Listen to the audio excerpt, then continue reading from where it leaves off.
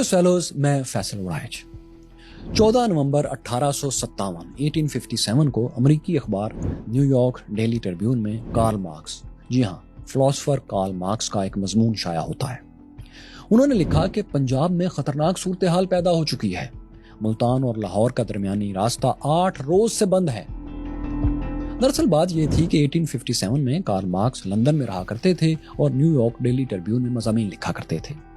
ان کا یہ مضمون جس کا ہم ذکر کر رہے ہیں، اس میں دراصل دہلی پر انگریزوں کے قبضے کے بعد کی صورتحال انہوں نے لکھی تھی۔ وہ بتانا چاہتے تھے کہ دہلی پر انگریزوں کا قبضہ تو ہو چکا ہے، لیکن پنجاب سمیت ہندوستان کے بہت سے علاقوں میں ابھی تک لڑائی جاری ہے، بغاوت ختم نہیں ہوئی۔ اب سوچئے کہ پنجاب میں تو انگریزوں نے کسی بھی ممکنہ بغاوت سے بچنے کے لیے سخت ترین حفاظتی انتظامات کر رکھے تھے، پھر وہاں بغاوت کیوں پھیلی؟ دوستو، 5 دریاؤں کی دھرتی کو قابو میں رکھنے کے لیے انگریزوں نے اس کا بیرونی دنیا سے رابطہ کاٹ دیا تھا۔ سرکاری لوگوں کے علاوہ ہندوستانیوں حتیٰ کہ فقیروں تک کا پنجاب میں داخلہ بند تھا۔ اخبارات میں باغیوں کی حمایت میں چھوٹی سی خبر بھی شائع نہیں ہو سکتی تھی۔ ڈاک بھی سینسر کی جاتی تھی، لیٹرز پڑھے جاتے تھے تاکہ کوئی ناپسندیدہ خبر بذریعہ خط پنجاب کے لوگوں تک نہ پہنچ سکے۔ لیکن یہ سارے منصوبے کارگر ثابت نہیں ہوئے، کیونکہ آگرہ کی جیل سے کچھ باغی فرار ہو کر پنجاب پہنچ چکے تھے۔ انہوں نے پنجاب میں دوسرے علاقوں میں کامیاب بغاوتوں کی جوشیلی کہانیاں پھیلا دیں۔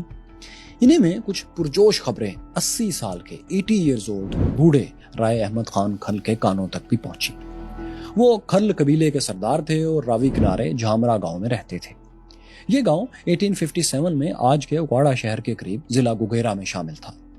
کہتے ہیں رائے احمد خان کھل دہلی میں بہادر شاہ ظفر سے رابطے میں بھی تھے، لیکن یہ رابطے خفیہ نوعیت کے تھے۔ تو دوستو، ایک دن کیا ہوتا ہے کہ گوگیرا کے additional assistant commissioner lord Berkeley نے رائے احمد کھل اور دوسرے سرداروں کی میٹنگ بلائی۔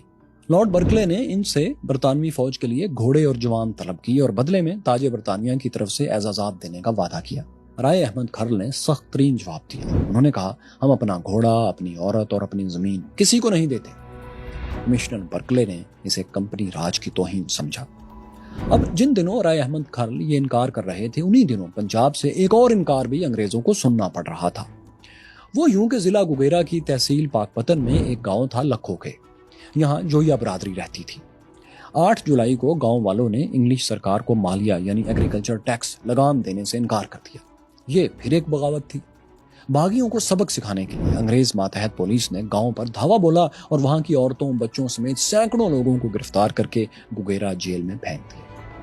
جب رائے احمد خان کھل کو اس گرفتاری کا علم ہوا تو انہوں نے 2 کام فوری کیے۔ ایک تو یہ کہ جیلر کی مدد سے قیدیوں کو کھانے پینے کا سامان پہنچایا اور بتایا کہ وہ ان کے سرپرست ہیں۔ دوسرا کام یہ کہ کھانے کے ساتھ کچھ خفیہ پیغامات بھی قیدیوں کو انہوں نے بھیجے، جن میں جیل توڑنے کا ایک منصوبہ تھا۔ لیکن کیا ہوا کہ یہ منصوبہ لیک ہو گیا۔ گھر کے کسی بھیدی نے انگریز سرکار کو خبر کر دی کہ مٹھائی اور کھانے کے ساتھ کچھ دوسری چیزیں بھی بھیجی گئی ہیں، اگر آپ دیکھ لیں۔ انگریزوں نے فوری قیدیوں کو الگ الگ کر کے جیل کی تلاشی شروع کر دی۔ کوئی خاص خفیہ چیز تو نہیں ملی، لیکن حکام نے احمد کھل کی بھیجی ہوئی مٹھائی اور تمباکو اور کھانا وغیرہ قبضے میں لے لیا۔ قیدیوں کو کھانا پہنچانے میں مدد دینے پر گوگیرا جیل کے انچارج جیلر کو برطرف کر دیا گیا اور عمارت کے گرد سخت پہرا بٹھا دیا گیا۔